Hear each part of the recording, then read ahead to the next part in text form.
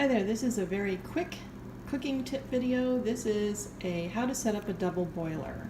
And basically this is for my kids who don't know about some of these and things and might have to look at them in future years to come. A double boiler, you can buy a fancy double boiler, which is basically, it's a special, looks like a saucepan with another little saucepan attached to it that can lift. It comes halfway down, and you basically put water in the bottom of your pan, and then the top goes on it, and then you're able to cook things that are very delicate, and you can melt things.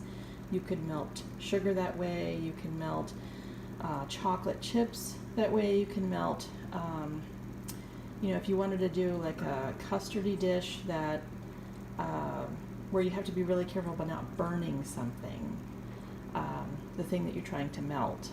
So a double boiler, there's plenty of other uses for double boilers as well, but if you don't need to buy the fancy contraption. So just any type of saucepan will work, and you fill it with, this is, depending on the size of your pan, you may have to use 1 inch or a little bit more, and then you want something to put in it. So I like to use a silver, just one of these stainless steel bowls, and something that will fit down into the pan. You'll know you have enough water in it if it touches it. You basically want to fill the amount of water in there so that just the very bottom touches the water. Just see, I have a few droplets there, you can probably tell. That's about what you want to do. So, and you will need something to stir it with. Now, I would recommend a wooden spoon, or I like to use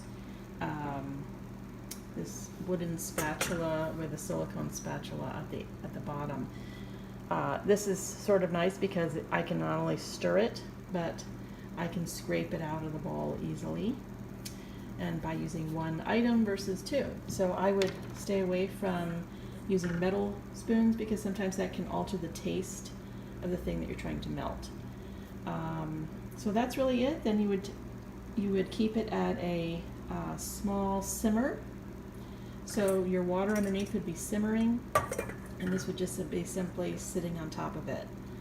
And you'd put all your food in here and start melting it or cooking it that way.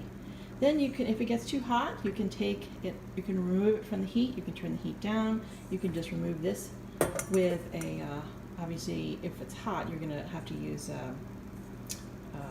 like a hot mitt of some sort. So anyway, that is it. Really quick tip on a double boiler.